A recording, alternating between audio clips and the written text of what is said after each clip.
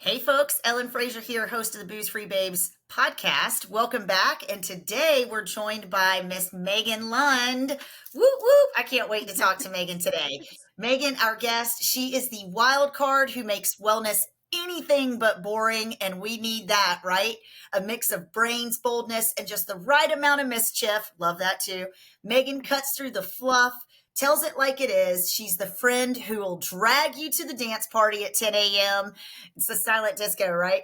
Remind you that life's too short, play small, somehow make chaos look chic. Let's welcome Megan Lund to the studio. Hey, Megan, welcome. Thank you for being here today.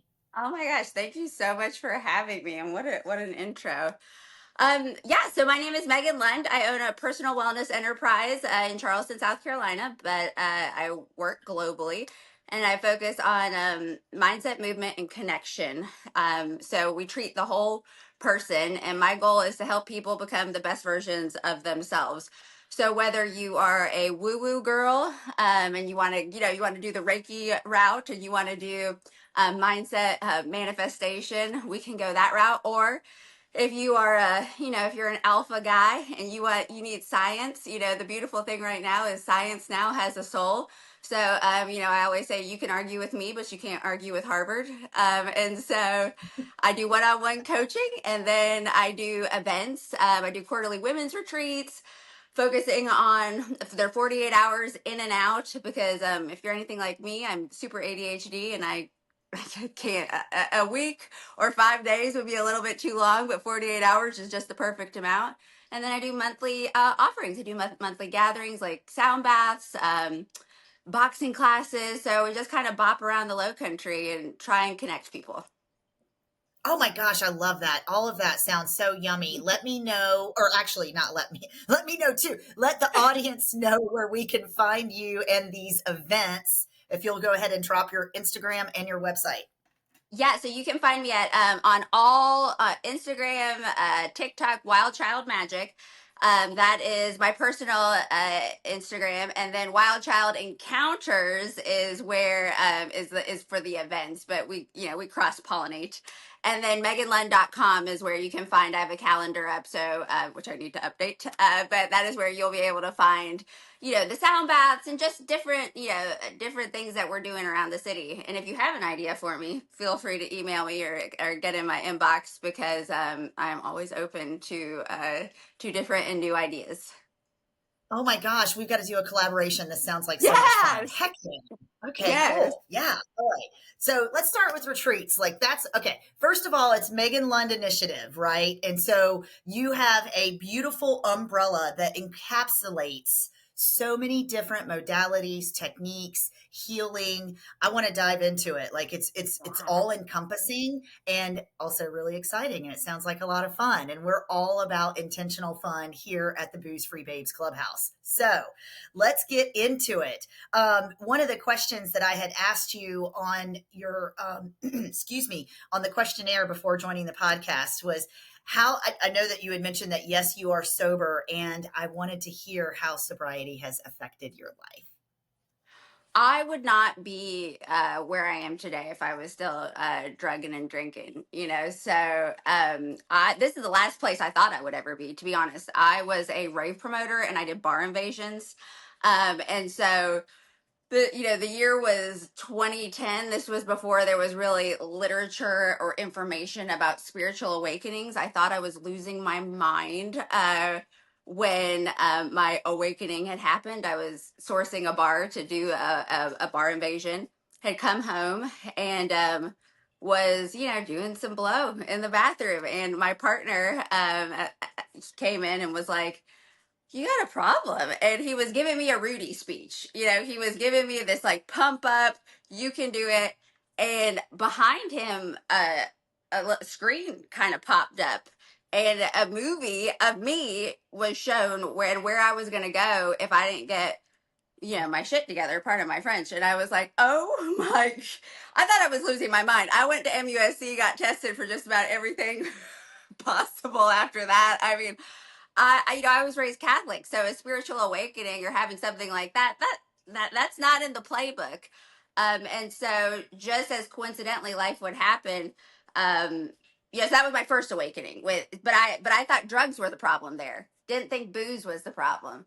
Turns out booze was always the problem, but booze is more acceptable, than drugs, So then my second awakening happened 8 years later, in 2018, and I just I just woke up one after a Charleston bender of a weekend, where I just done some Familiar. real yeah, there was I had yelled at a friend the night before, I did like just I was uncharacteristically myself. You can't do this line of work of what I was trying to do and then behave in the manner that my drunk alter ego, Freak Nasty Whitey Two Guns, was. That was her nickname, because this wasn't Megan behaving like this. Okay, this was, and the longer your drunk nickname, the more you misbehaved. So, and so I just realized I just had the worst anxiety attack, and I thought I can't live like this. And it took a while for me to get to a point where I could see the beauty in sobriety. But once that clicked in, because everyone is like, it's great, it's so fun. I was like, you guys are liars. Okay. This is like, how do you socialize? Well, people want to be my friend. What do I have to offer now that I'm not, dancing off moonwalking off a bar table drunk? Right. Like what will I I'm have to probably hung out offer at the some similar world? And so it was so challenging. But once I got over that hump, it was like God, spirit, universe, divine, whatever you clicked in, and it was like, it's go time. Here's your mission. Here's your motive, and it's been the absolute best. But you have to do the work. You have to show up. However you get there. However you get there. But I can say that it's the best. I wouldn't be where I am today if I was still, boozing and drinking. No, I appreciate you sharing that. And it's so fun. I laugh because I feel like we can look back on ourselves and laugh now, right? But the alter ego, the dancing on the tables, I hear you and resonate with that so deeply. And what I love the most is how I feel like you and I both have taken our pain and we've turned it into purpose, and we've, now we're in a position where we can share with that. And part of the mission of Booze Free Babes is creating fun, safe environments for women to heal and thrive. But it's all about having fun and intentional fun. Because when I got sober, and it sounds like you too, what do we have to offer? What are we going to do? Is it going to be boring? Blah, blah, blah. And I was like, I'll be damned. I'm not going to be bored. I'm going to have fun because that's who I am and that's who I want to be. And so, hence the neon and the bright lights and all the I love things, it. because yeah, we're here. Let's have some freaking fun.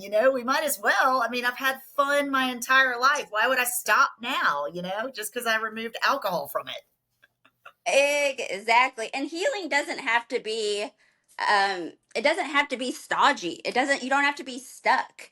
It can be, like, I think that's the thing with healing and with when you're going through a transition, we're told to isolate, but we're pack animals. We need one another. We need to be present with one another. And so anytime you're going through a transition, the urge is to isolate, but groups like yours, they give purpose and they let people know that, like, you're not alone. And I love that, because now people are more open than ever to discussing their pain and or their process or what they're going through.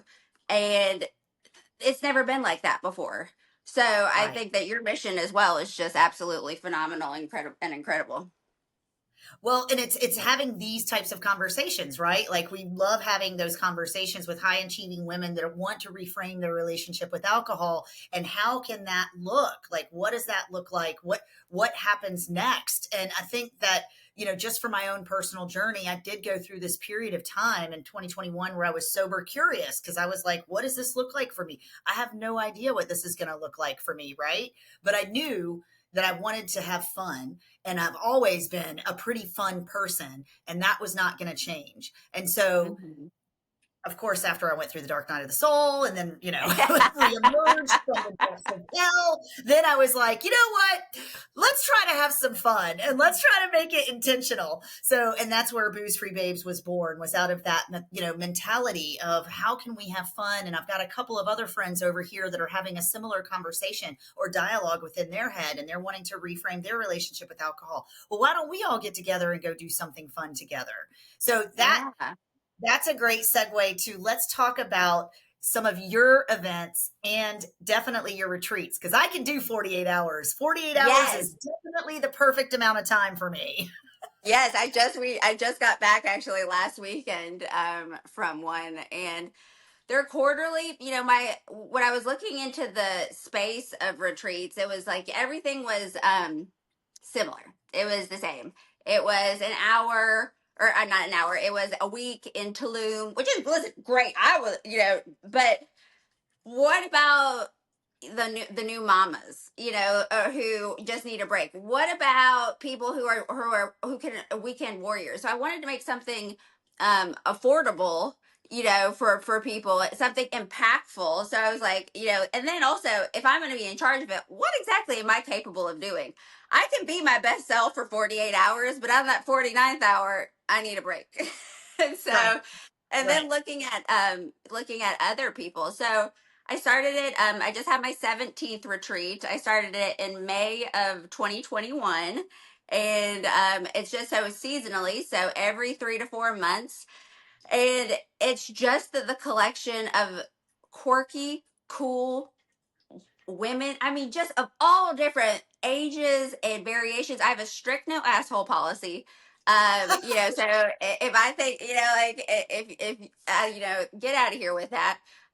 You know, like, and also like if you're a perceived cool girl, everyone's a cool girl. So if you take that elsewhere, you know, so and I keep it intentional.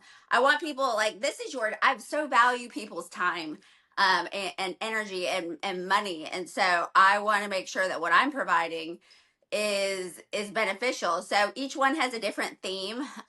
This past weekend we focused on joy, and so we were. I rented a home in Surfside, Myrtle Beach, but in this place called Ocean Lakes Campground. We had golf carts.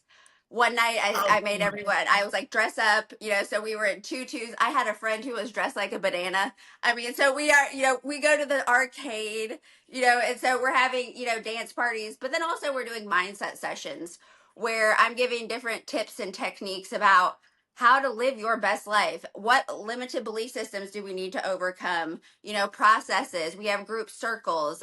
There's usually a breath work or a yoga. I had one of my students, clients, and friends. You know, she was wanting to get into dragon meditations. Why the heck not? Sure.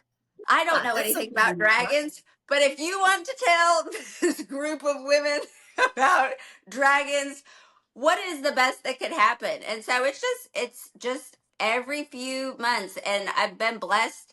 I've had so many people or so many women, they've attended just about every single one, so I've got to keep it fresh.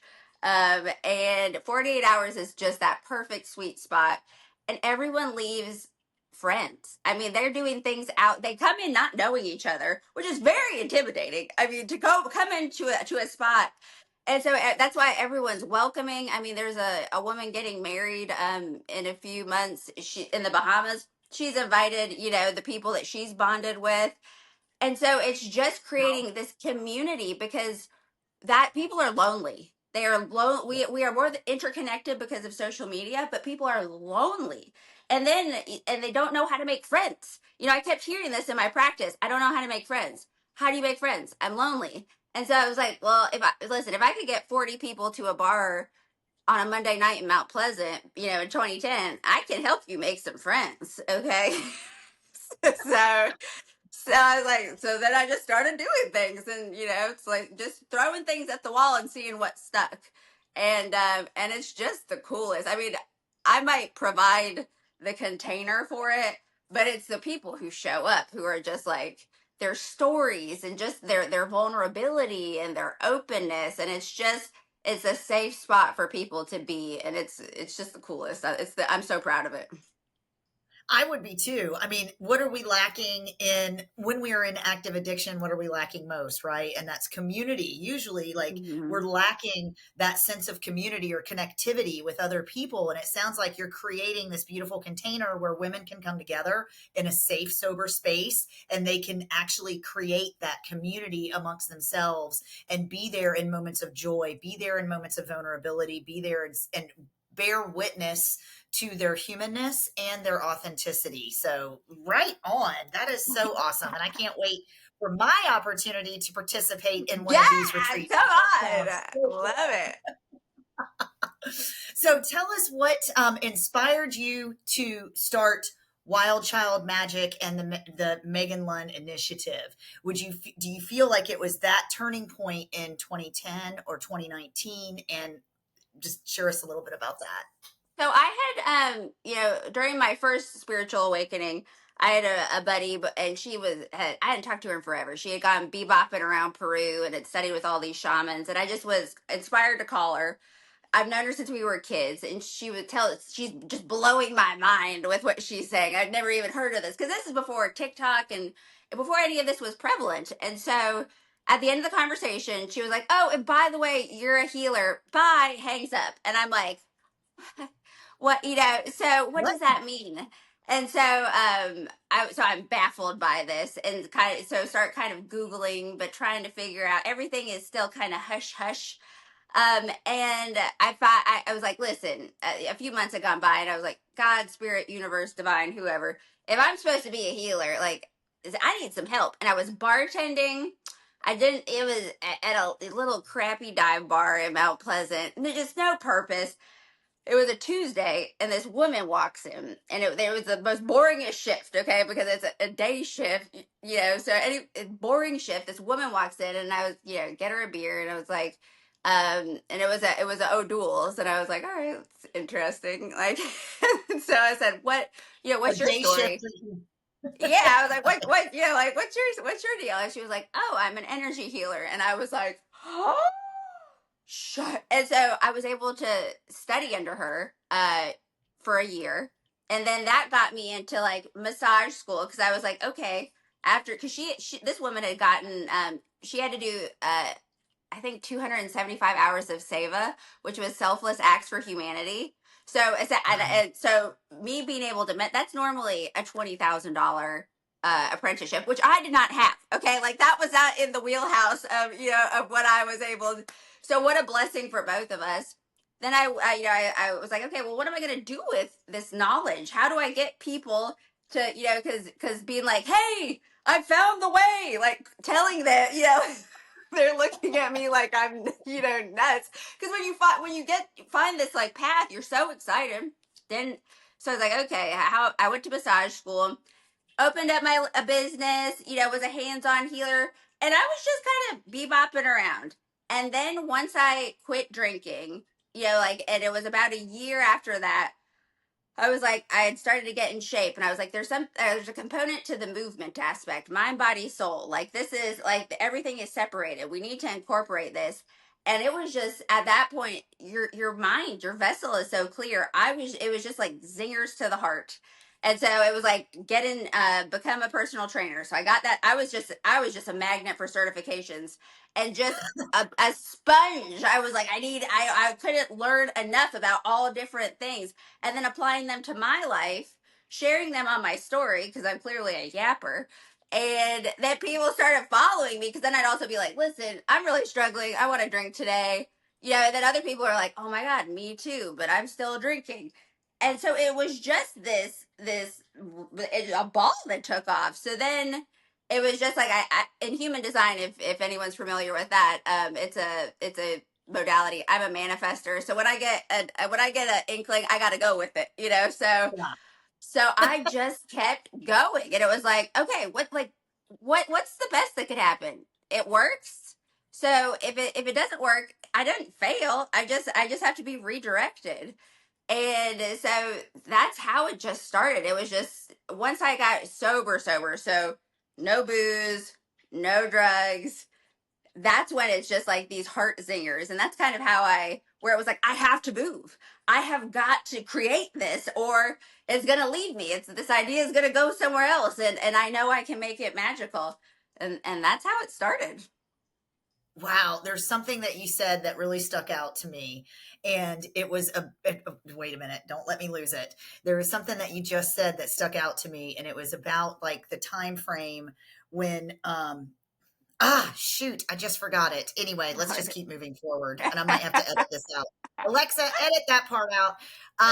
Anyway, I want to circle back. Thank you for sharing that because I think it's important that people hear the joy aspect of it. And also, I want to point out that you said after you were sober for 1 year, that's when you really kind of took off. And then the other thing that I picked up on was that you were collecting certifications. And I too felt like that. Like in the beginning, I needed to collect all of these certifications to be able to do all of these things. And I don't know if that's really necessarily what we need to do. I don't feel like I need to be the NLP practitioner and the hypnotherapist and the, you know, I think that's a high achiever thing. I think that's a high achiever thing where it's like, all right, I've got this time and energy, but yeah, you don't have to go down that path. Go where your curiosity leads you, so. and when you get sober, you feel good. And it's like, I just feel so good. I have all this energy. I want to do all these things, right? Mm-hmm. All this, the mental clarity, but it was a year, so because I remember the whole time it was like I was trying so many different things to like where's my group, and so I tried AA and I was like, that's not for me. I was so stubborn too. I would say find your group because I was just like, I'm gonna do this by myself. When I decided that I was never going to drink ever again, I made a social media post and I let everyone know, like my family, friends, before I was like, I'm going to make this post. And I remember my mom being like, it's Alcoholics Anonymous. And I but I was like, no, if I put this out into the world, you will not catch me sleeping on my word. That is not going to happen. No, no. So if I make a formal announcement that I am breaking up with booze, and in my mind, I was like, this is going to be easy, which is not true. So I was like, this is going to be, I had taken some booze breaks for weight loss purposes. And so I was like, this will be fine. But once that 8 weeks hit and I was like, oh, this is forever. And I've made a post, so that accountability of me saying I am never going to drink again on the internet, like RIP Freak Nasty Whitey Two Guns, rest in power, rest in party peace, and it was like, oh, and I wasn't an at-home drinker, so I liked it for the socialization purposes. So that's when I was like, oh, this is really gonna this is really happening. I really have to do this. And that's where the work begins. And everyone's story is different, but you will see here that everybody says there is a reason why everybody is clear. They're happier. Now it's your job to make yourself happy. Okay, if you're a miserable, disgruntled goat, you're gonna stay that way. Okay, even if you're not drinking, it's your job Right. to find your happiness and to find your joy. But it's so much more accessible. Life and all the beautiful things that we think about and we hear about are so much more accessible when you're not hungover. When you don't have to apologize the next day. I mean, that was the worst feeling. It was like, who do I have to apologize for? I yelled at someone.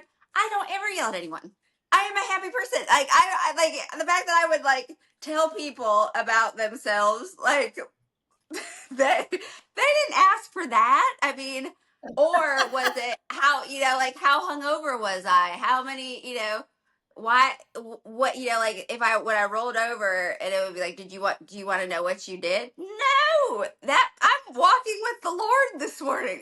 Okay. I don't know who that person is from last night, but it started to, it's funny. You said something about sober curious earlier, and it's true. You're there, you just get this, let's why don't you slow down?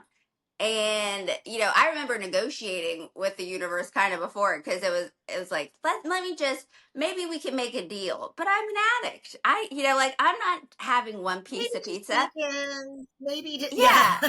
Yeah, I'm All having the the whole little pizza. things. I can't, what's the point of one drink? I don't like the way alcohol tastes. I'm here on a mission, okay? We're here to get buzzed up. And so that sober curiosity, though, if We it never starts, drank to the that's how float you everybody. know. That's how you know the sober curiosity is going to get you. And lean in, guys. It's just, life is so beautiful when you're brave enough to take that leap. And thank you for saying that lean in part, because it starts with sober curiosity, it starts with the regulation, it starts with the moderation. And how many times have we had moderation conversations? For me, I had the same conversation every week for probably 20 years, right? So Yes. you know every Monday morning it's the same shit, folks. you know Oh, what a silly so word. Moderation is not possible if you have addiction issues. Like you can't, like I understand the concept, but the application, no, no, thank you. And So, so once you accept that part of it, right? Like that's the difficulty, I feel like, is when do we cross over from sober curious to completely sober? And that happened for me in 2022 after the pandemic. I feel like out of necessity, because I had leaned the other way for so long, especially during the pandemic, that it got to a point mhm. where it was like enough, right? My body was Yeah. screaming at me to stop. My weight was at the highest it had ever been, and I was just really uncomfortable in my own skin. And so for those reasons, I was like, there's got to be a better way. But another thing that had happened too, kind of simultaneously with that, is that I was already in subconscious integrative therapy. And so had I Wow. not been in, I guess, the cart before the horse, but if I had not experienced that first, I don't know if it would have ever led me to the idea that, you know what, I could probably go without drinking. I don't know if I need this as a coping mechanism anymore, because I'm dealing with the underlying shit that led me to drink Yeah, in the first place, right? And exactly. I'm a projector in human design, by the way. Oh, I love it. I love it. I love it. That's I so didn't know if you funny. could tell. I was like, I'll just go ahead and tell you I'm a projector. Oh, But I love I it. love human design, and I think that helped too, just identify underlying things. Why do I show up the way that I do, and where is that Hmm. coming from, and what is the path forward to work through some of those things, right? And for Absolutely. removing alcohol was definitely the first step, and then removing cannabis was the second step. And then after that, I feel like my entire world had opened up. And Booze Free Babes, it was created about a year into my journey. And I feel like you, similar story. I had 5 years previously in AA, and this time I wanted to try something a little bit differently. And Yeah. no knock against the 12 steps by any means. I still am very fond of the 12 steps. We just don't talk about it a lot in Booze Free Babes, because we are a multi-pathway approach. But listen, I'm the girly that's like, what works for you? Whatever works for you, that's great. I had somebody on the show, she calls God Gus, God, universe, source, right? I love that. And I'm like, hey man, you and Gus, let's go. Come on, hop in. We're Yeah. going for a ride. So I really appreciate you sharing that part of it, that it really took like your first year. That first year, we're just getting comfortable in our own skin. And then in that second year is when we can show up for service, or at least that's similar to my journey as Yeah. well. Well, and it's a I guess I'll say matter of, like the one thing I had, the one, and I'm a big fan of AA for others, but when they were like, I'm powerless against, and I just remember I'm so defiant on the inside. I was like, the F I am. Like, I will not say, words have power. Okay. I will not be saying this. And so, and that's what really got me into subconscious, because I was like, words have power. I just started like, I can do anything. What if I could do this? And just raising questions. And so on those hard days where I was like, wow, I really want to drink, and then you start, or I feel left out because people didn't know how to approach you. They didn't. So your friendships starting to change, and it was like, my fears are coming true. Clear, cancel, delete, redact. No, they're not. It's just your life is shifting. And so, yeah. and then you become a mirror for people too during this time, because your party buds, if they're with you, till 2 a.m., or then you're going to an after party, which my dad always used to say, nothing good happens after midnight. And I was like, yeah, yeah, but he's right. He's right. Right. Right. He's so right. He loves it. I mean, my parents love, I'm like, yeah, little tidbits of wisdom. You are correct. But it's just wild how when you show up for yourself and you try, what happens. Just lead it, and give yourself that possibility with language. Just what you say about yourself, your subconscious is listening. So I don't there should be you should not be making fun of yourself. Your subconscious has no idea that you're joking. Your conscious brain does. But you are capable of so much more. Everyone is, than what they give themselves credit for. And so once you start to clean up your life, and that's the thing, it's action, it's initiative, you know. So manifestors in human design, they initiate. That's where I got the Megan Lund initiative, because I was like, let's go, I'm going to initiate you into your best self. I'm going to hold your hand while I kick your bullshit to the curb. Well, I'm going to help you, you have to do it. but um, but you're so capable. You're so capable. And that's what, you know, everyone just wants to be seen. They want to be, you know, they want to be appreciated. And people need someone to believe in them. And but you have to start with yourself first, and make sure that you got a good crew around you, a good group, people who care. Yeah, absolutely. And I think that that evolves over time too. And I love the fact that you said that we're a mirror. I've got a story I want to share. A really good friend of mine, I was worried about her and I thought we were going to have to do an intervention. Long story short, she called me. Well, anyway, we talked this past week and she said that she has quit taking shots. And I was like, you know what? Sorry. I am so excited for her. That is her first step. And that is a huge first step for her because I've watched this woman drink tequila shots until she fell down so many days of my life, so many days during the pandemic, and definitely so many days during the past decade. And so to Yeah. get that message from her that she has taken the first step. Now, listen, I know it's not abstinence, and that's okay. We got to meet people where they are. I freaking celebrated with her. And this is this was an old drinking friend that I haven't really been close with, but Yeah. something I reached out to her for a non-related issue. And then this, you know, conversation, it allowed this conversation to happen. And I was like, how do you feel? What are you noticing differently? And she's like, you know what? I noticed that the bar we used to hang out at all the time is really freaking boring when you're not ass hammered drunk. And I'm like, no shit. Yeah. It's That not that is fun to stand around and watch a bunch of people just get amazing. hammered. That So is amazing.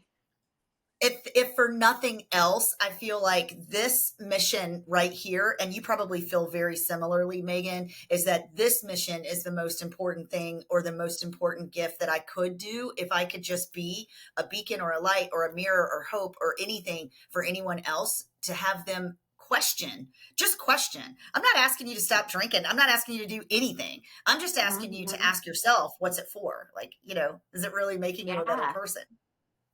There's So, power in your story. And so, and when you tell your story, you give permission for other people to be themselves. Authenticity is the highest vibration, not joy, not love. Authenticity is the highest vibrating emotion. And so, and also never apologize for emotion. You know, like, it's beautiful that you're so proud of your friend and so connected that, you know, that you emoted. I mean, that is, you know, like, that is real. And that is something that in the era of perfectionism and the cool girl era, you know, especially if you're a millennial or Gen X, where it's like, no, like, be you, emote, you know, like, tell people that you love them and that you're proud of them, and meet them where they are. People don't want to be lectured. They want to be seen. right. So if I mean, not taking shots when you are a predominant shot taker, that is a huge step.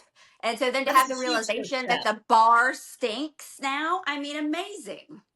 Yeah, yeah, because it starts there. Once you plant that little seed, it begins to grow. And I just have to be so grateful for social media in my own journey because once you like one sober post, anyway, go check out BoozeFreeBabes podcast on Yes. YouTube and on Instagram. Once you like one sober post, I swear your entire feed is taken over. And if you're not sober in a couple of months, then you're just not trying hard enough on Facebook and Instagram, is all I can say. Or even TikTok Mhm. nowadays. Like TikTok wasn't even that big when I was first getting sober. So now it's like all my entire feed is nothing but sobriety posts or whatever. So that's all I can say. Thank you to the algorithms for helping contribute to my sobriety journey. Yes, absolutely. And 1 in 3 Americans are now not drinking, which is wild. I mean, I think that I think booze in the next 20 to 30 years will be like cigarettes, where it's like, what, you know, why? Why did we do that? You know, why did Yeah. we do that? That's so great. And also, too, just touching on the spiritual aspect for a second, that also was a real driver for me. I had a spiritual awakening during the pandemic, and then recognizing the effect that alcohol had on me and what I was allowing to happen when I drank alcohol. That was another reason why I was like, there's got to be a better way. There's got to be another way. Mm-hmm. Mm-hmm. And then you start to realize, like, I was like, oh, I have social anxiety. That's why I would crush a double tequila soda when I walk through the door. Oh, I did not know this. Yeah, so you'll meet different aspects of yourself. Some great, and some where you're like, man, I I could have done without this information. But you can't hide from yourself, so it will pop up one way or the other. You can't hide from yourself. So but it's worth it. It's worth it. And find someone who matches your, if you're curious about you know, quitting drinking, find someone who matches your vibe. Find people who you like, who inspires you. You know, if you're consuming content that of people who are not your flavor, not your cup of tea, it's gonna feel treacherous. It's gonna feel boring. It's gonna be monotonous. You're gonna avoid it. So, and your brain, you know, your brain doesn't care about you being happy or healthy. Your brain likes repetition. It likes programming. So when you deviate from the programming, that's that's one of the biggest issues. I started just telling myself, I don't like booze, and I don't. I don't like this lifestyle. And I'll be darned. Then the next time I would go into a bar, I used to miss it. Oh, I miss the bar. I miss the shenanigans. And I was like, this sucks. Y'all are telling the same story. Okay. Like, you're not even making new drug stories. You're telling the same stories, doing the same things. Like, what exactly On am the I missing here? same bar stool at the same bar. I mean, exactly. You're And right you're where I living in left the you 3 years past. ago. Exactly. You're living in the past. You're not, you know, and you're wasting the most valuable gift we have, which is time. You know, so I'm all for spending time with your friends, and we live in Charleston. It's a very boozy city, and make new memories. You know, like get your bar friends outside, okay? Get some sun on their face. Ask them to go for a walk. So many, you know, like just, you know, offer different ideas. Hey, what, look at their life. What do they like to do? Okay, let me source that and create something. And so, but people are slowing down at a rapid rate, which has just been delightful to watch. I love the fact that Gen Z could care less about alcohol. I think that is the coolest thing ever. I just remember my mom is a recovering alcoholic as well. So I just remember that when I was a teenager, like that's all I wanted to do was drink. And that's not something that she did at that time. She was an alcoholic earlier in my life, earlier in her life. Actually, I don't really Mhm. remember it. But anyway, long story, sorry, that was just unnecessary filler, but whatever. No, it's My that. point is, my point is that, you know, I just remember how much I was so excited to be able to drink because you weren't supposed to get our hands on it. Like, you know, as teenagers, that's all we cared about, right? Was when are we Mhm. going to drink again, or how are we going to get our alcohol? And so the fact that teenagers these days could care less, even my stepdaughter, she just turned 21, she could care less. Like she's no desire whatsoever, doesn't like weed, doesn't do anything. And I'm like, wow, what an awesome shift in our society, even in just a very short period of time, A just in our hundred ten lifetime. percent. And my stepdaughter are the same. You know, she's 27 and never drank. You know, like zero interest. You know, came from a very social family. So, but just never. You know, her husband the same. And it's just like, what in the like? She's like, you know, not my thing.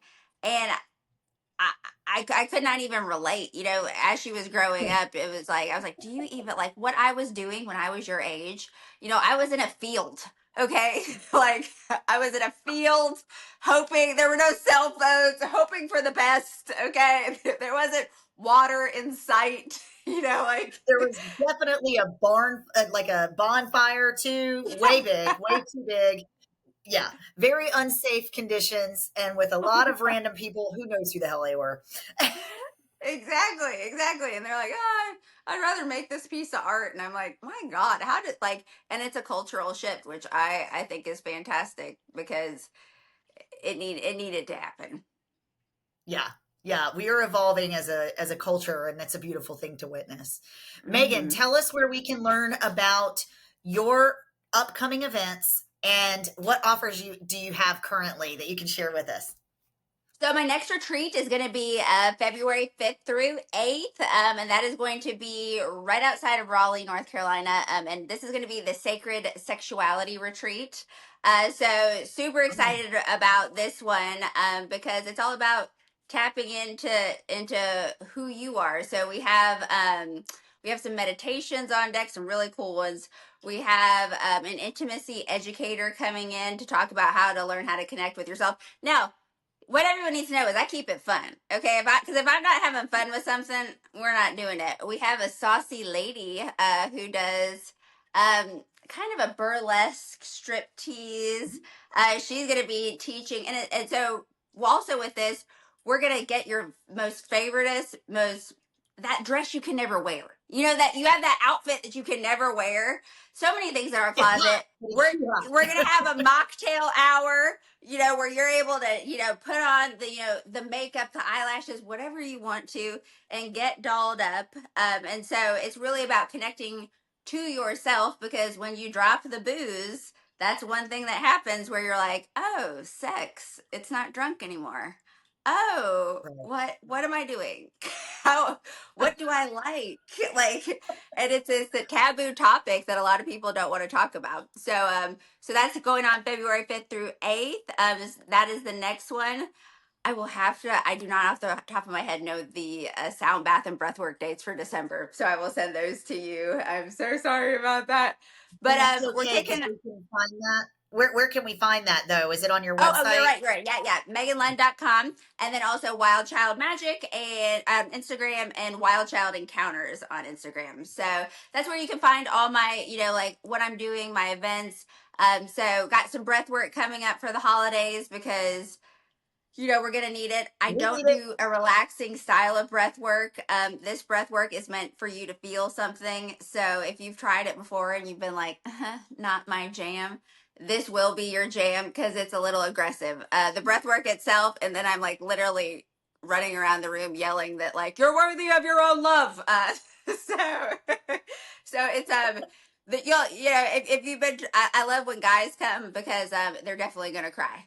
Anytime I've had a man in a breathwork class, he's sobbing. So for the ladies who Wow. are wanting to access that deeper layer of intimacy with their partner, hit me up for some breathwork because we will crack him like a nut. So, Awesome. Well, I hope that I can pop into one of those upcoming events that you have. The breathwork sounds like it's right up my alley, oh and yeah. hopefully we can collaborate on a retreat or an event I soon. would love that. You are a gem, and thank you for what you do. Like the more people who talk and are open. I mean, you're a light. You're incredible. So keep going, keep spreading, keep touching. I mean, because this is the first time we've ever talked, and I feel like I've known you forever. I know. And the other thing too is that we could probably talk for another hour, but Easy, we'll have to easy, reschedule easy. that for a coffee date. Absolutely. And thank you so much for having me. I so appreciate the opportunity. Thank you so much for being on the Booze Free Babes podcast. We are so excited to meet you and to collaborate with you in the future. And we wish you so much success over your upcoming events and over the holidays. Megan, thank you for being here today. Thank you. And everyone listening, you can do it. You're worth it. You matter. And, reach out. Let's get it. Yes, yes. I love it.